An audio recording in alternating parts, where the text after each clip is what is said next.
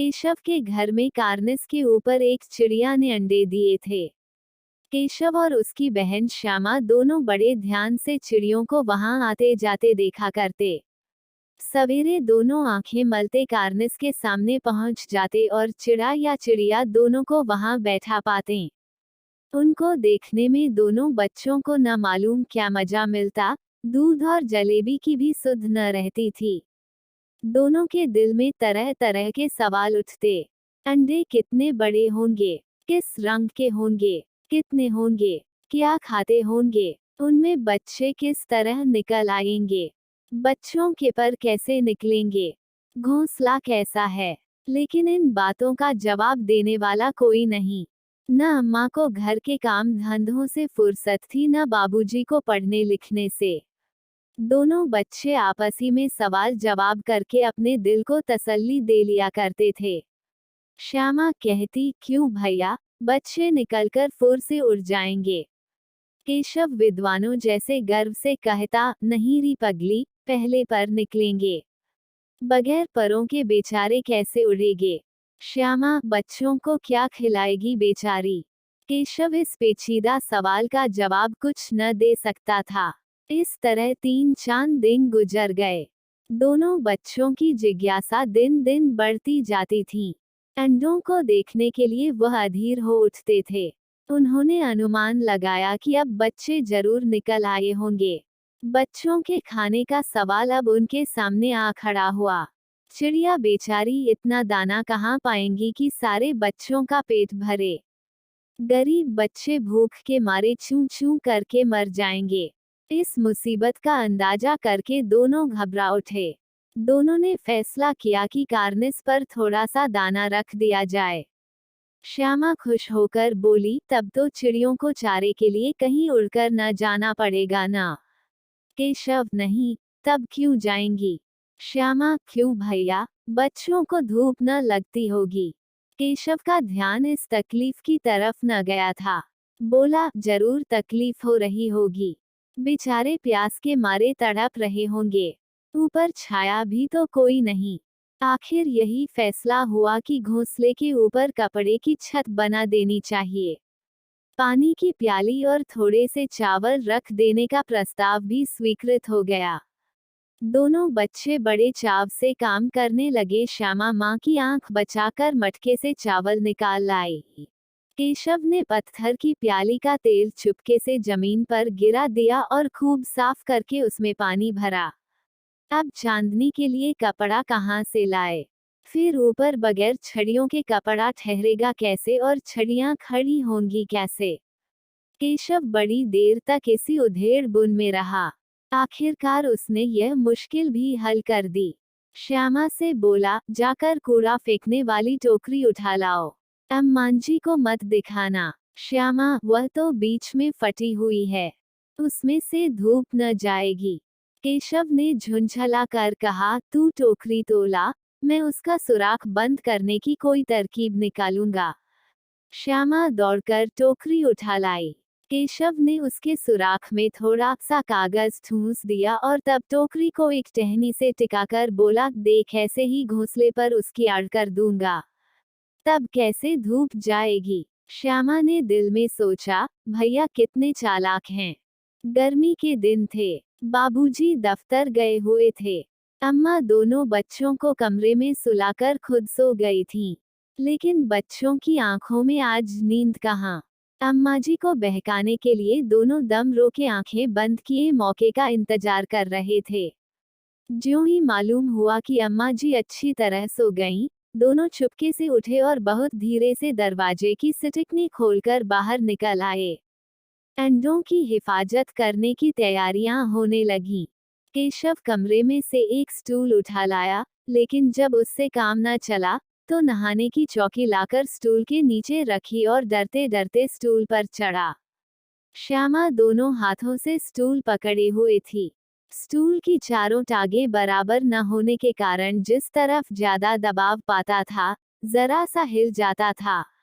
उस वक्त केशव को कितनी तकलीफ उठानी पड़ती थी, यह उसी का दिल जानता था। दोनों हाथों से कार्निस पकड़ लेता और श्यामा को दबी आवाज से डांटता, अच्छी तरह पकड़, वरना उतरकर बहुत मारूंगा। मगर बेचारी श्यामा का दिल तो ऊपर कार्निस पर था।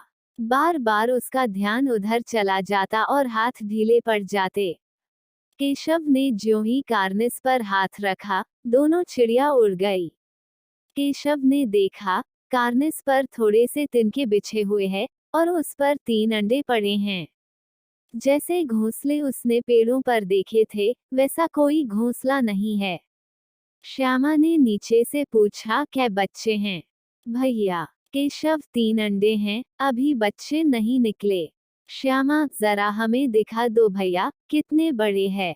केशव, दिखा दूंगा, पहले जरा चिथड़े ले आ, नीचे बिछा दूं। बेचारे अंडे तिनकों पर पड़े हैं। श्यामा दौड़कर अपनी पुरानी धोती फाड़कर एक टुकड़ा लाई। केशव ने झुककर कपड़ा ले लिया, उसके कई तह करके उसने एक गद्दी बनाई और उसे तिनकों पर बिछाकर तीनों अंडे उस पर धीरे से रख दिए। श्यामा ने फिर कहा, हमको भी दिखा दो भैया। केशव, दिखा दूंगा, पहले जरा वह टोकरी दे दो, ऊपर छाया कर दूं। श्यामा ने टोकरी नीचे से थमा दी और बोली, अब तुम उतर आओ, मैं भी तो देखूं। केशव ने टोकरी को एक टहनी से टिकाकर कहा, जा, दाना और पानी की प्याली ले आ, मैं उतर आऊं तो दिखा दूंगा। श्यामा प्याली और चावल भी ले आई। केशव ने टोकरी के नीचे दोनों चीजें रख दी और आहिस्ता से उतर आया। श्यामा ने गिड़गिड़ा कर कहा, अब हमको भी चढ़ा दो भैया। केशव, तू गिर पड़ेगी। श्यामा, न गिरूंगी भैया, तुम नीचे से पकड़े रहना। केशव, न भैया, कहीं तू गिरा पड़ी तो अम्मा जी मेरी चटनी ही कर डालेंगी। कहेंगी कि तूने ही चढ़ाया था। क्या करेगी देखकर। अब अंडे बड़े आराम से हैं। जब बच्चे निकलेंगे तो उनको पालेंगे। दोनों चिड़िया बार बार कार्निस पर आती थीं और बगैर बैठे ही उड़ जाती थीं। केशव ने सोचा, हम लोगों के डर के मारे नहीं बैठती। स्टूल उठाकर कमरे में रख आया, चौकी जहां की थी, वहां रख दी। श्यामा ने आंखों में आंसू भरकर कहा, तुमने मुझे नहीं दिखाया, मैं अम्मा जी से कह दूंगी। केशव, अम्मा जी से कहेगी तो बहुत मारूंगा, कहे देता हूँ। श्यामा, तो तुमने मुझे दिखाया क्यों नहीं? केशव, और गिर पड़ती तो 4 सर न हो जाते। श्यामा, हो जाते, देख लेना, मैं कह दूंगी। इतने में कोठरी का दरवाजा खुला और माँ ने धूप से आंखें को बचाते हुए कहा, तुम दोनों बाहर कब निकल आए? मैंने कहा था न कि दोपहर को न निकलना। किसने किवाड़ खोला? किवाड़ केशव ने खोला था, लेकिन श्यामा ने माँ से यह बात नहीं कही। उसे डर लगा कि भैया पिट जाएंगे। केशव दिल में कांप रहा था कि कहीं श्यामा कह न दे। अंडे न दिखाए थे, इससे अब उसको श्यामा पर विश्वास न था। श्यामा सिर्फ मोहब्बत के मारे चुप थी या इस कसूर में हिस्सेदार होने की वजह से, इसका फैसला नहीं किया जा सकता। शायद दोनों ही बातें थीं। माँ ने दोनों को डांट डपट कर फिर कमरे में बंद कर दिया और आप धीरे धीरे उन्हें पंखा झलने लगी। अभी सिर्फ 2 बजे थे, बाहर तेज लू चल रही थी। अब दोनों बच्चों को नींद आ गई थी। 4 बजे यकायक श्यामा की नींद खुली। किवाड़ खुले हुए थे। वो दौड़ी हुई कार्निस के पास आई और ऊपर की तरफ ताकने लगी। टोकरी का पता न था। संयोग से उसकी नजर नीचे गई और वो उल्टे पांव दौड़ती हुई कमरे में जाकर जोर से बोली, भैया, अंडे तो नीचे पड़े हैं, बच्चे उड़ गए। केशव घबराकर उठा और दौड़ा हुआ बाहर आया तो क्या देखता है कि तीनों अंडे नीचे टूटे पड़े हैं और उनसे को छूने की सी चीज बाहर निकल आई है। पानी की प्याली भी एक तरफ टूटी पड़ी है। उसके चेहरे का रंग उड़ गया। सहमी हुई आंखों से जमीन की तरफ देखने लगा। श्यामा ने पूछा, बच्चे कहाँ उड़ गए भैया? केशव ने करुण स्वर में कहा, अंडे तो फूट गए। और बच्चे कहाँ गए? केशव, तेरे सर में। देखती नहीं है, अंडों से उजला उजला पानी निकल आया है। वही 2-4 दिन में बच्चे बन जाते। माँ ने सोटी हाथ में लिए हुए पूछा, तुम दोनों वहां धूप में क्या कर रहे हो? श्यामा ने कहा, अम्मा जी, चिड़िया के अंडे टूटे पड़े हैं। माँ ने आकर टूटे हुए अंडों को देखा और गुस्से से बोली, तुम लोगों ने अंडों को छुआ होगा। अब तो श्यामा को भैया पर जरा भी तरस न आया। उसी ने शायद अंडों को इस तरह रख दिया कि वह नीचे गिर पड़े। इसकी उसे सजा मिलनी चाहिए, बोली, इन्होंने अंडों को छेड़ा था अम्मा जी। माँ ने केशव से पूछा, क्यों रे? केशव भीगी बिल्ली बना खड़ा रहा। माँ, तू वहां पहुंचा कैसे? श्यामा चौके पर स्टूल रखकर चढ़े, अम्मा जी। केशव, तू स्टूल थामे नहीं खड़ी थी। श्यामा, तुम्ही ने तो कहा था। माँ, तू इतना बड़ा हो गया, तुझे अभी इतना भी नहीं मालूम कि छूने से चिड़ियों के अंडे गंदे हो जाते हैं। चिड़िया फिर इन्हें नहीं सेती। श्यामा ने डरते डरते पूछा, तो क्या चिड़िया ने अंडे गिरा दिए हैं, अम्मा जी? माँ, और क्या करती? केशव के सिर इसका पाप पड़ेगा। हाय हाय, जाने ली दुष्ट ने।